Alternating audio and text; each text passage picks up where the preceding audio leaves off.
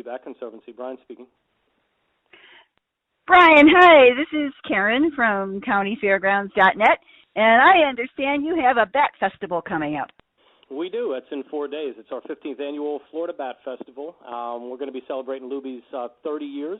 July 31st marked our 30th anniversary, and we are going to be celebrating all things Lubee, all things bats, but also just kind of a big thank you to the community for supporting us for 3 decades, for coming to our festival for 15 years in a row, and we've got a lot of new things in store for the crowds coming out. Okay, do you want to tell our listeners across the country what the Lubee Bat Conservancy is? Yeah, so we are an international nonprofit organization dedicated to saving bats and their habitats through research, conservation, education, with the focus on children and community engagement. And what that means is basically we have been involved with bat conservation work for 30 years. We are very engaged with the local community here in Florida, but communities all over the world. We have done a lot of research with some of the top agencies in the world, trying to find cures for some of the world's deadliest diseases. And we have protected forests across the world. We have empowered women's groups. We've built schools. And right here in Gainesville, Florida, we work with Big Brothers Big Sisters, a girls' place, Boys and Girls Club, and a lot of organizations that are focused on veterans and veterans groups. So we are involved in a lot of different things. We've done quite a bit of work in our 30 years, and we're extremely proud of the work we've done, but it's also this 15th Annual Bat Fest coming up this Saturday, October 26th. It's just a way for us to really give back to the community with a lot of different things, activities, games, crafts, and a lot of things to do here at our festival. Yeah, a lot of people have a misconception about bats, and a lot of people are afraid of them. There's really no need for that, is there? No, there's not really at all, as a matter of fact. And I tell you what, I've been doing this for 23 years, and I have worked a lot of different animals. I was at Pittsburgh Zoo, Disney's Animal Kingdom, and also here at Lubee. And, everything from tarantulas to giraffes and just about everything in between. And the calmest animals I've ever worked with are bats. So whenever folks come to Lubee, so we are a bat conservation organization. We have a lot of bats here, actually 200 from 13 species. But we have the largest species of bat in the world, called a Malayan flying fox. It's a fruit-eating bat from Southeast Asia. And the first bats that folks are going to see when they go into the area where the bats are these large males. And some folks are a little hesitant. They've never seen a bat that big, but all of a sudden they see that they have these cute dog-like faces. These animals are eating, cantaloupe or pumpkin or whatever we have out for them. They're extremely social. They're extremely curious. People can't get to the bats, but they are going to be just a couple of feet away from them. The bats are in their enclosures. They're extremely curious. Our bats paint if they want to interact with a device where they can actually paint a picture. And they can see very well. It's actually a misconception that bats are blind. All bats can see very well. But the type of bats we mostly have here at Lubee, the big old world fruit bats, they do not echolocate. So they have big eyes, and they're going to be looking at everybody. But there's just so many myths associated with them. And I think with the education that Lubee's done in the past 30 years, we've reached over 200,000 people. We have cameras in our enclosures that can reach people all over the world. People can watch our bats live 24 hours a day, 7 days a week, 365 a year. We get a chance to really show folks that they're not these blind rabid animals that get caught in your hair. They're extremely beneficial to our environment. They're actually the most beneficial order of mammals out there when it comes to humans and ecosystems and agriculture. And they're just these gentle animals that want to go out and either catch insects at night or pollinate flowers, disperse seeds, or eat fruit. Okay, you said everything about that bat, but you didn't tell me exactly how big it is. 6-foot wingspan.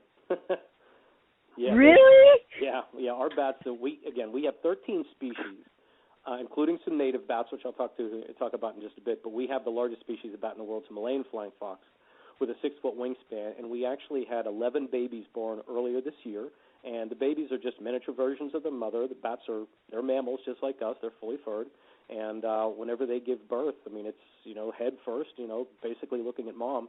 And we just had 11 babies born. So folks are going to be able to see not only the largest species of bats in the world, but also these babies that are nursing off of the mom. They're curious. They're starting to venture a little bit away from mom.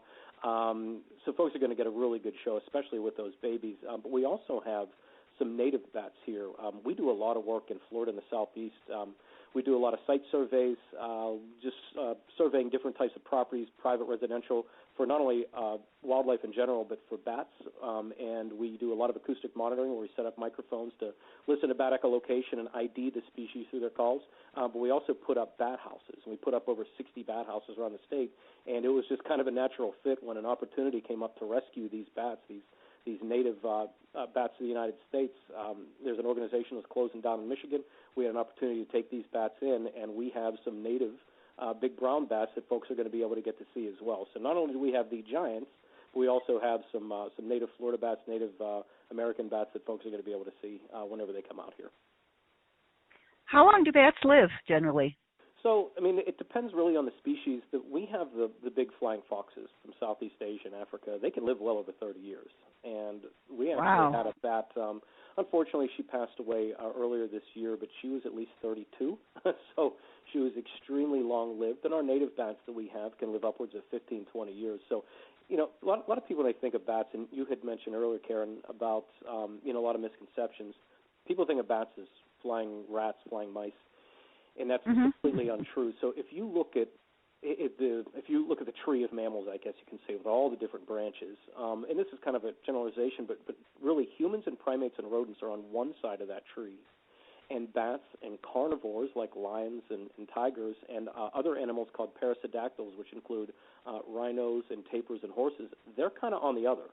So humans and primates and rodents on one side, bats and carnivores and rhinos on the other, but they are in their own order of mammals, so they're not even distantly related to rodents. There are, as of right now today, 1,406 species of bats. When I first started working with them over 20 years ago, there was only 900. So they found over 500 species of bats within the past 2 decades, and they are truly unique. They are the only mammals that can fly. They also use echolocation most of them do, out of the 1,400, about 1,200 do. They use echolocation that is so sophisticated that if you were to pull up a human hair, they would go around it. And they are extremely important to humans. There was a study done in the United States that showed that insecting bats here save farmers anywhere from $3 to $53 billion a year by reducing the agricultural pests here. They love them. They eat these pests, which are just detrimental to our crops. And then you have other bats that are found in Central South America, and then the big guys over in Africa, Australia, South Pacific, and Southeast Asia that are crucial to agricultural economies. A lot of trees, especially like you think of baobab trees in Africa, bats are some of the only mammals that will pollinate those flowers and spread those seeds. So they are extremely important. And again, they're not these flying rodents. They're in their own order of mammals, second most numerous. Really, when it comes down to why do we need bats, are they important?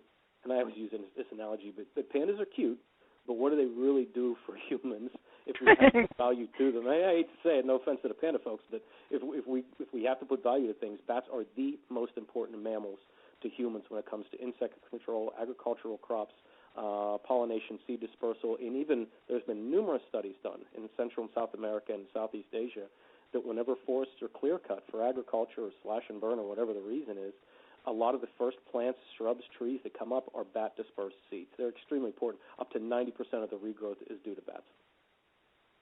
Okay. Well, I interviewed a wildlife bat specialist not too long ago from Colorado, and he says he gets the weirdest calls about bats. Like, there was one lady that woke up with a bat on her face. People get bats in their house, and they're scared to death of them. They don't know what to do. Do you have any recommendations? Close it in one room, open up the window, and close the door. and that's the best thing you can do. They'll find their way out. We've done some exclusion work where you humanely get the bats out. You basically find out where they're going in and out of. Once you find those openings, because they don't chew. Bats don't chew. They're not destructive. They just don't have the teeth, the dentition to do it. They find a hole, they go in there, and they basically just sit there. But once you see where they're going in and out of, you can put some material so they can get out, but they can't get back in, and you leave it up for a week. And we had some camera equipment. We would scope it, make sure they're out. But we do not do that work anymore. We just don't have the capacity. So all over the country, actually, and especially here in Florida, there's a company called Critter Control, and we let the folks at Critter Control handle the exclusion. So if somebody has a bat colony in their home, there's ways you can do it by yourself, to get the bats out, or you can just call a professional company like Critter Control, and they'll get them out as well. Do bats make good pets? They do not. It's actually illegal to keep bats as pets, and I field numerous calls about people wanting to dump these bats that they didn't know were so difficult to take care of. And that's the thing, is they're very, very social animals. They like being around other bats, so you can't just have one. They defecate a lot. They eat their full body weight in food. They need to fly. They're social. They're, for the most part, active at night, and frankly, it's illegal. They're just not meant to be pets, and I highly recommend no one even look into it. If you find a pet store or somebody with bats as pets that obviously probably not going to be taking care of them, call your local animal control agency and report it. Okay, so what bats are native to your area? We have 13 species here in Florida. Whenever I do a lot of acoustic work, I typically find 6 species. The tree-roosting bats, which will like to hide under pine bark or Spanish moss, leaves, that sort of thing. We have the eastern red bat and the northern yellow bat. We also have a strange little bat. It's a little thing called a tricolored bat, and sometimes they're found on the side of the building in the sun, under pool umbrellas, kind of some odd places, holes in trees, that sort of thing. And then the 3 that I find a lot are Mexican free-tailed bats, which are most numerous here in the southeast. Southeastern myotis, which both of those species will roost together, and then we have evening bats, which also will roost in bat houses like the free-tails and the southeastern myotis will, but also in culverts, under bridges, mines, caves, and occasionally in people's homes or buildings as well. Okay, so how long is this bat festival that you're having on Saturday been going on? So this is going to be our 15th year doing it. Every year it gets bigger and better, and it's going to be this Saturday, October 26th from 10 to 5. Children 4 and under are free. Children 5 to 12, it's $5 admission. Adults 13 and older, it's $8. And then we have a beer garden, which is an extra $20, and you get unlimited samples from 8 breweries and 1 home brew club that are all from here in North Central Florida. And we just have a ton of new things for folks. Everything from human foosball, where you're at the actual, the little player, and you get to play that, to over 60 vendors. 10 food vendors, live music. Again, the breweries that we have, which are huge supporters of Lubee, including Blackadder Brewery and the Hogtown Brewers, and a whole field that is nothing but a kids zone area with all bounce houses, face painting, that sort of thing. A lot of games for adults, but then the big draw are the bats. And folks are going to be able to not only meet some native bats and see them up close, but you get to see the largest species in the world, a large diversity of different bat species, the babies, and then we're also going to have 7 educational talks throughout the day. That's something that folks have been asking about, is to have more talks, and we have 7 going on throughout the day, and a couple of those are the meet and greet with some of our native bats as well. And if people want to find out more information, they can go to our website, which is Lubee, LUBEE.org, or you can find us on Facebook, Twitter, Instagram. And if you do go to our website, which is, again, Lubee.org, you can buy tickets online. And if you did want to enjoy the beer garden, it would be $3 off than it would be at the gate. It would be $25, which would include festival entry and unlimited samples of fantastic beer in our beer garden area. And, of course, people get to see bats at this festival, right? That is the big draw. That's why everybody comes here. And I think what's really cool is that, again, for folks that are hesitant, they're going to see the largest species in the world, the 11 pups, the babies that I had already mentioned. But we also have some critically endangered species here as well. And we've been doing this for 30 years. We've worked in 19 countries. And one of the main areas that we have been focused on is Madagascar and some of the islands just to the east of Madagascar where the dodo is found, on the Seychelles Islands. I'm sorry, the Mascarene Islands. And there's a little island there called Rodrigues Island. And basically about 80% of the trees were cut down on that island. About 14 species went extinct, mostly bird species and some reptile, and only 3 of those species on that island are around today, 2 bird species and a bat species. Now, this bat's called a Rodrigues fruit bat. It looks like a cross between an Ewok and a teddy bear. It's this little fluff ball thing, and we have a few of them here at Lubee, absolutely adorable. And people are going to be able to see Grace. She's one of our Rodrigues fruit bats, and her buddy Season. We have a couple other ones here as well. What I really like about talking to folks about this particular species is that it's a conservation success story. And we hear about poaching and we hear about deforestation, but there are good stories out there. And Lubee got involved in the late 90s whenever we met a local woman there in Rodrigues Island named Mary Jane Rabuti, and she started a grassroots environmental effort and really got tired of seeing her island deforested, washed away into the ocean. This island's only about 47 square miles, but she started a radio show talking about environmental issues, got locals involved, Philadelphia Zoo got involved, Lubee got involved, and actually this species was down to only 70 animals. And in the late 70s, they pulled a third of those to start breeding them. At this conservation organization off the coast of England, Lubee eventually got some of those animals, and because of Mary Jane's efforts to work with the communities, to work with the kids, to work with some of the community elders to replant the forest, Philly Zoo's involvement and Lubee's, there are now over 20,000 bats on that island. There's a lot of jobs to create. I know it's honestly it's a fantastic success story. And what Lubee does is you can't just go into these areas anymore. You need to get the data on the animals, but it's not enough.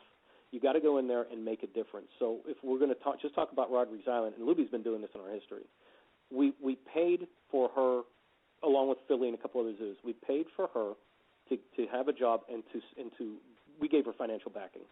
Because of that, she was able to, the numbers that we get from these reports every year, and she's not doing it anymore, she's passed it on to somebody else, but this Rodriguez environmental educator position, the amount of schools that they go to and the students they hit, the students that they get involved, the communities, the volunteers, replanting the island, bringing in ecotourism, and a lot of this started, one, because of Mary Jane Rabudi, but from our perspective, it was about the bat.